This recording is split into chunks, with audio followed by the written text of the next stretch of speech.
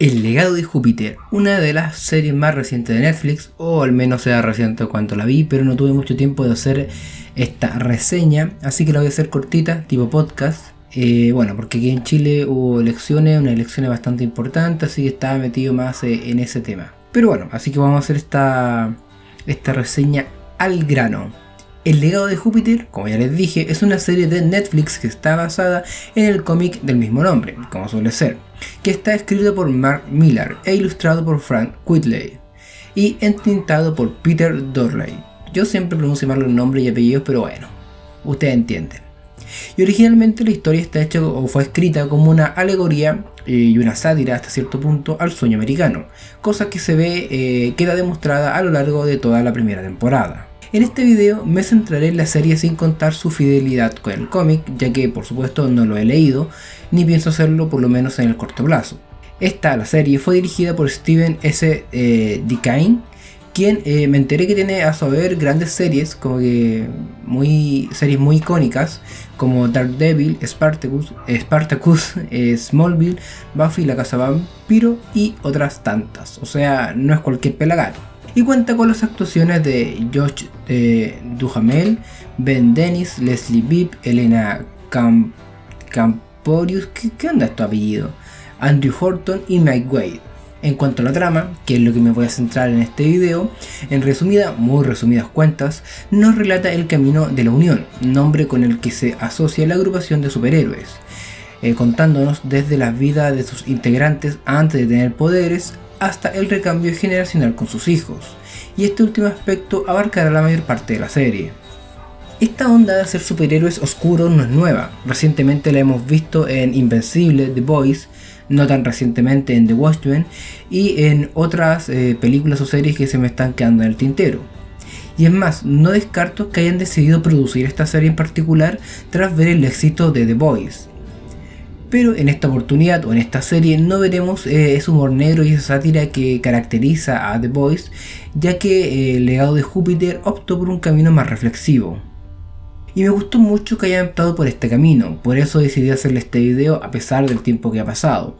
Pero la pregunta es, ¿se logró el objetivo? Vamos viéndolo.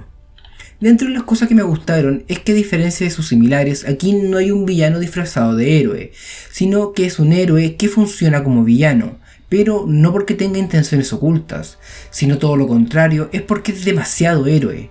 The Utopian, el protagonista, es tan incorruptible y se apega tanto a su código que entorpece la labor de los otros héroes, como por ejemplo la clásica norma de no matar. Es decir, aquí el antagonista no es un villano, sino que es el héroe mismo, una idea bastante interesante. Y eso es lo otro que más me agradó, que se tocan temas morales realistas en medio de la ficción, ya que parte de este código era no intervenir en asuntos políticos. Se vio un robo o un intento de asesinato, ellos lo detenían, pero no iba más allá.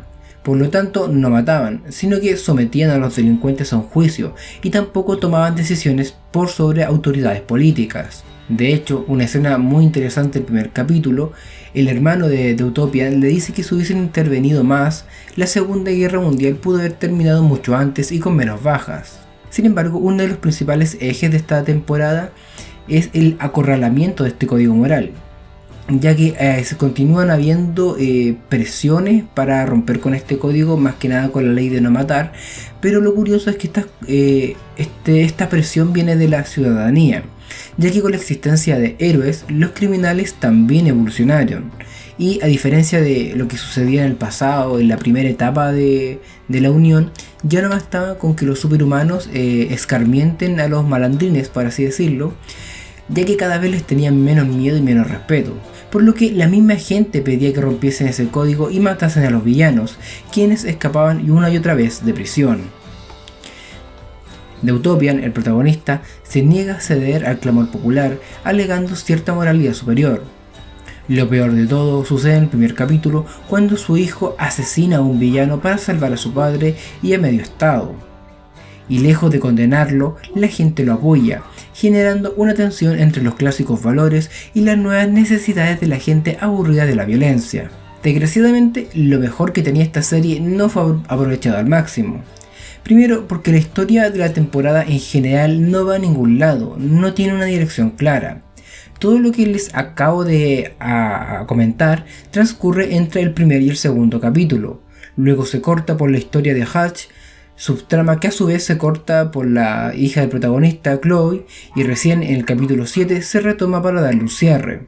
Básicamente, para que me entiendan, la trama principal, o por lo menos la parte más importante, se resume en los primeros 2 capítulos de la temporada y luego en los últimos 2. Y al medio da la sensación que intentaron meter relleno con cosas que no van para ningún lado, ya que a todo esto, si bien la historia principal de por sí está fraccionada, se ve interrumpida por los flashbacks, los que son bastante lentos, sobre todo porque el espectador ya sabe que los protagonistas van a terminar con poderes y desde un inicio se intuye para dónde va la subtrama.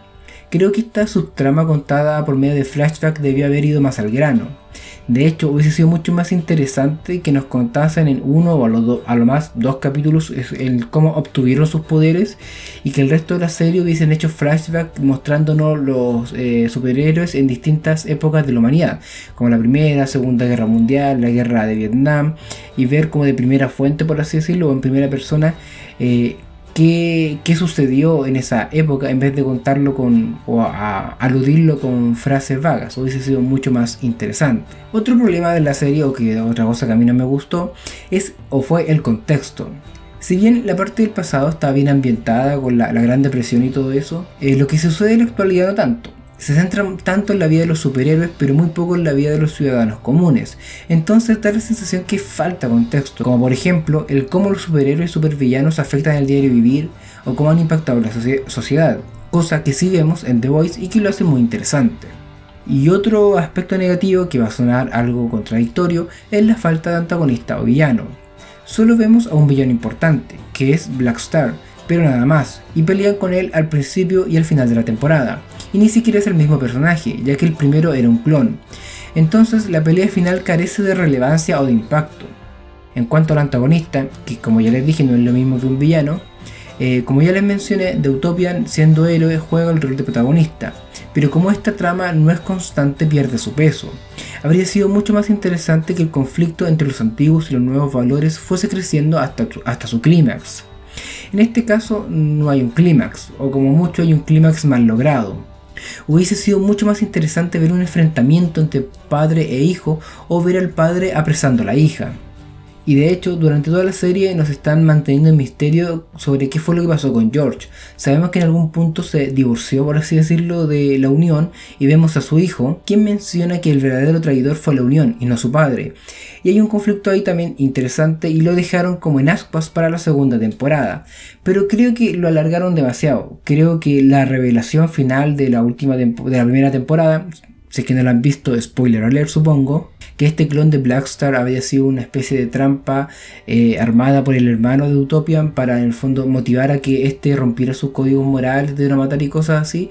Sí, es un plot twist bastante interesante, pero lo muestran al final de la temporada, cuando ya se perdió el hilo, cuando ya, como les dije, el clímax perdió fuerza. Yo creo que esta revelación debía haberse hecho a mitad de temporada, una cuestión así, y haber resumido de la primera y posible segunda temporada en una sola, y haberla hecho como más frenética. Creo que se estanca mucho en cosas que al final no valen tanto la pena. Por ejemplo, como ya les dije, se estanca mucho en Hutch, que es este personaje que no tiene poderes, pero se puede teletransportar con una especie de varita. Y claro, creo que con una presentación o con un capítulo ya quedaba claro quién era, su origen y sus principios, o su carencia de principios. Lo mismo con Chloe, la hija del protagonista. Ya más temprano que tarde nos damos cuenta qué tipo de personaje es, qué rol va a jugar, y no era necesario profundizar tanto. En fin, ya me está quedando un poco larga, dije que iba a ser cortita. Para finalizar, las cosas que no me gustaron, los efectos de CGI. Creo que sobre todo en las partes del pasado hay mucho CGI y muy mal logrado. Creo que a veces menos es más, hay que apelar más a los efectos prácticos. Y de repente hay cosas que es mejor sacar del corte final si es que no quedan bien, porque como que te saca un poco de la experiencia, y creo que esta película, a pesar de ser el superhéroe, no ameritaba tanto CGI después de todo. Así que esa fue mi reseña en formato podcast de El legado de Júpiter. Todavía no decido si es una buena o una mala serie. Creo que tenía muy buen potencial, que se perdió por decisiones que no me gustaron, pero creo que no son cosas que me hagan así como tacharla en la lista de cosas que no volveré a ver en mi vida. Creo que la segunda temporada le volveré a dar una oportunidad, y creo que en términos generales está bastante buena. Así que eso ha sido todo por hoy, estimados amigos. Pretendo hacer entre hoy día y mañana una reseña de la película Love, Death and Robots, primera y segunda temporada, ya que la segunda se estrenó hace poco en Netflix. Eso ha sido todo por esta semana y nos vemos la próxima.